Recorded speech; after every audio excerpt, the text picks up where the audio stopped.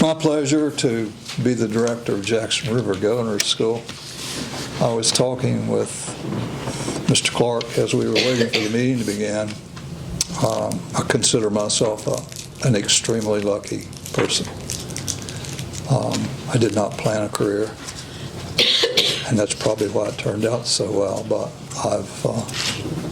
wife and I came to this community in 1971. Our plan was to stay 2 years. I came to be a teacher at the old Clifton Forge High School in Clifton Forge. So I've loved this community. I've been very fortunate. Every position I've had in education has been one I loved. And I suspect this one will be my last, but I'm very fortunate to work with these young men and women. Academic year governors schools are schools that operate within the traditional school year, and they serve students who are exceptional in terms of interest and abilities in a particular field or fields. Every state has some form of governor's school that's patterned that way. Some are one central governor's school, which is residential. Virginia probably is the most fortunate state in that virtually every school division across the state has access to at least one governor's school. There are 19 of us. One is operated by a single school division, which is Fairfax. The others are regional. We are the smallest. We're among the youngest. And I didn't work on designing it, but the people who did an incredible job because it's also very efficient in terms of cost. It's a partnership between Dabney Lancaster Community College and Covington City Schools, Buena Vista City Schools, Allegheny County, Bath County, Botetourt County. The students spend mornings at Dabney Lancaster Community College on campus, and every course they take is actually taught by a college instructor and is for college credit. When we started, we were the only school that was on a college campus doing things that way. I think since there have been 2 additional ones where students actually go on the campus and all the classes are college credit. Our focus is science and math, and that's the most common focus across the state. There are others. Some are focused on arts. One in Richmond is focused on international studies. Some are half day, some are all day.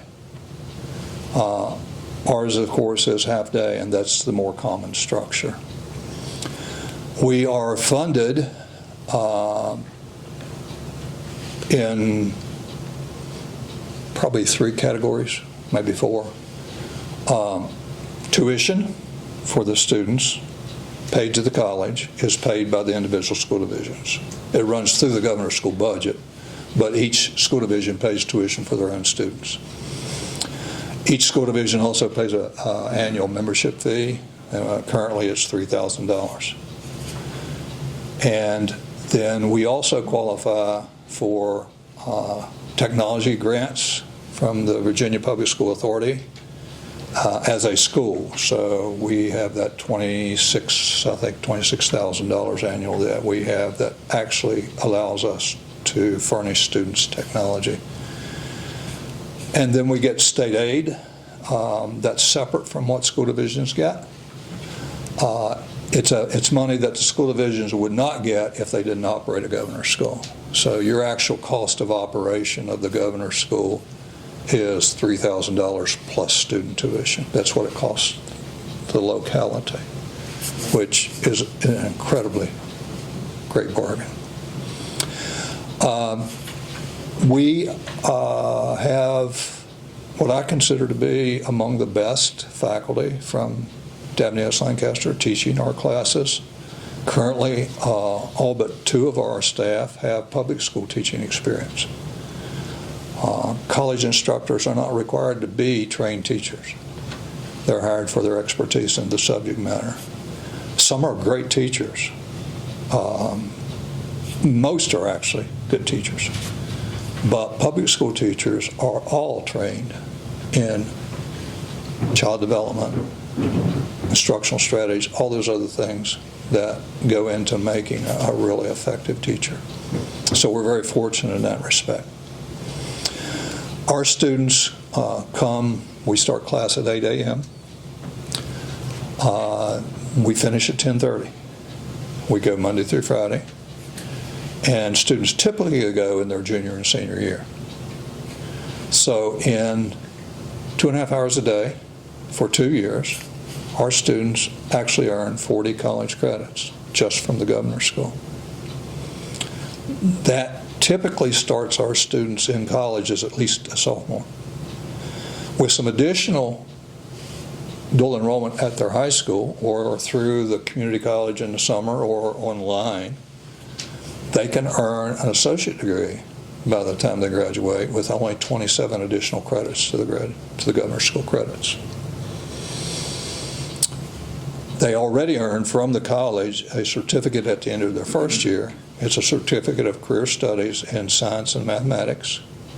And our students actually participate in the community college graduation at the end of their junior year, which is, I think, awesome. Yeah. Our students mesh together really well from schools. First year, probably first month, you see Allegheny here, Bath here, Covington here, you know. By the end of the second month, by the end of the third month, they're just another school, you know. They just a whole new set of friends. These students are very capable, but they're also very involved in a lot of other things, including sports. I think probably at least 90% of my student body plays some sort of sport. Most of them play one every season. Some of them have part-time jobs. Most of them are taking more challenging courses back at their high school in the afternoons. Some are earning the associate degree. I actually have a student that started with me as a 10th grader who is graduating this year and will not only be a graduate of the Governor's School, which in my opinion is one of the most prestigious credentials that a high school student can earn, but that student's also earning 2 associate degrees before they graduate high school. Yeah. Impressive. It's so impressive. Yeah. Students in their first year take 2 semesters of research. It's an introduction to research. It's a fairly rare class, believe it or not, even in Governor's schools. They take 2 semesters of pre-calculus mathematics. They take a year-long statistics course, which is actually 3 credits, but it's stretched over the whole year. And they choose between biology or chemistry as their science for first year. They have 2 semesters of that. So in their first year as a junior, they earn 21 college credits, and probably among the most difficult courses that the community college offers. In their second year, they take calculus, 2 semesters. They choose another science, and we add physics to the mix. And if they choose physics, they can take college physics, which is algebra-based, or they can take university physics, which is calculus-based. Students who are going into more technical careers or math or engineering, those kinds of things, usually choose the university physics. And we teach both. Or they can take whichever course they didn't take in the first year, and then we have an information technology course that's stretched out over the whole year for 3 additional credits.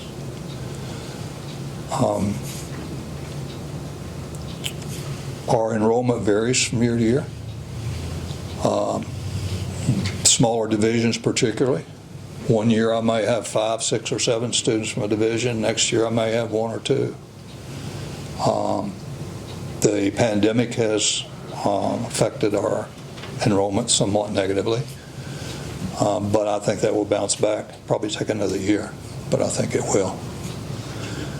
I think we're very fortunate in this community to have the Governor's School. to offer students. It's the kind of courses that the schools alone don't have the student body to offer. And it also gives the students a taste of how college works. Even though it's a small college, it still works like all the others. And I've come to believe that probably the single most valuable thing they get from Governor's School is a smoother transition to the college once they graduate. Okay? Questions?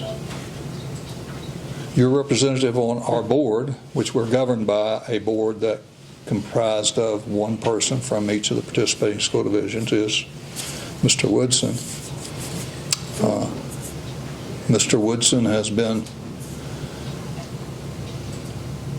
many things to me in my career. He was a student at JRTC when I was there. He was a member of the board when I was here, and now he's a member of the board there. So I'm very fortunate. I always get great board members from Covington. I have the whole time I've been there. Yeah. Questions? I feel like I've been the fortunate one. We're lucky not only to have the Governor's School, but I think we're also lucky to have you manage that for this area. And fortunately, my son is a student there now, and feel very lucky that that opportunity exists for kids in this area. It's a blessing. And he's a fine young man. Yeah, fine young man. Yeah. I love working with these young men and women. It keeps me alive. I don't feel like I'm, my wife told me a couple years ago, she said, in all these years, I've never heard you say you're going to work. You always say I'm going to school. I'd never thought about that. Yeah. So they say if you enjoy what you do, it's really not work. Comments, questions? Just the total enrollment this year.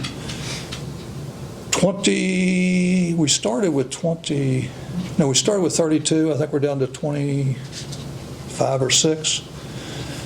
Typically, we are somewhere in the mid to upper 30s, low 40s. So, yeah, we've had some impact through. Also, last year I didn't get to see any of the students. It was a total virtual relationship. And I had this idea that when we came back full-time this year, that things would go back to where they were. Because my most important thing I do there is keep track of the students and kind of serve as a cheerleader for them. Make sure they're doing okay and help them with what they need if they're not. But what I discovered in the first semester was that many of the habits that are characteristic of these students that they just normally naturally have, many of those were missing. And I thought maybe we'd just gotten a different group of students. And then I got an email, as did all the other directors, from one of our directors, and said, are any of you experiencing this? And described exactly what I'm experiencing with our students. And we come to the conclusion that with virtual learning, the structure wasn't nearly as rigid or as supervised, and students developed some bad habits. Mostly putting off things. And we're going to have to work on that a little bit. But I'm blessed. You have a wonderful school with the Governor's School. As I was talking with this gentleman, you also have a wonderful school with the vocational school. Well, I'm old school, technical side. Yeah. So, other questions? I'm impressed I didn't know we had that caliber. We do. Yeah, because I took calculus my freshman year, and I wish I had done it this way. First, Yeah. gives you an idea of how hard it is to study in college. And Yes. prepares them in so many different ways. I'm impressed. You know, That's right. a lot of folks have the mistaken impression that many kids, young men and women, who are more academically inclined are not like other folks. Sometimes the word nerds and those kinds of words are used to describe them. Let me tell you. The only way they're different is that they excel in a lot of different areas, but they're still just teenagers and they're wonderful people, and it's a joy to be around them. It is. Anything else? No, from a preparation perspective, I feel like you touched on a little bit about time management. I think it really has helped, at least speaking from a personal perspective. Gabe, I think, he'll get an associate's degree. He'll go to college next year as a sophomore/junior, I guess. And kids can very cost effectively finish college in 2 years after leaving high school. It's just an amazing opportunity. And I encourage anyone that has the chance to take advantage of it to try to. I do a full day orientation with new students before we start the first year. And one of the very first things I do that day is hand them a planner. And I focus on the use of that all year. And I tell them, anything that affects time in your life, you put it in there, even if it's Friday night ball game. You got to manage your whole time. And then I also talk about procrastination, setting priorities. Students come to the government school primarily on the recommendation of their teachers at the high schools and guidance. So if they're recommended by those folks, I know they can do it. So if they don't do it, it's either because they don't adjust, or occasionally I'll get a student who's somebody else in their family wanted them there and they didn't really want to be there. So that don't usually work out real well. But I would rather have a student try it. And there's at least a 50% chance they're going to be successful. And if they're not, it's not the end of the world.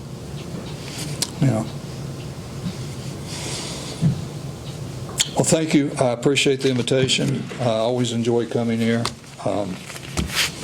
Thank you, sir. Thank you. Thank you. And if you have a question that you can reach me at the college. Jay knows all my contact information. Melinda has it all.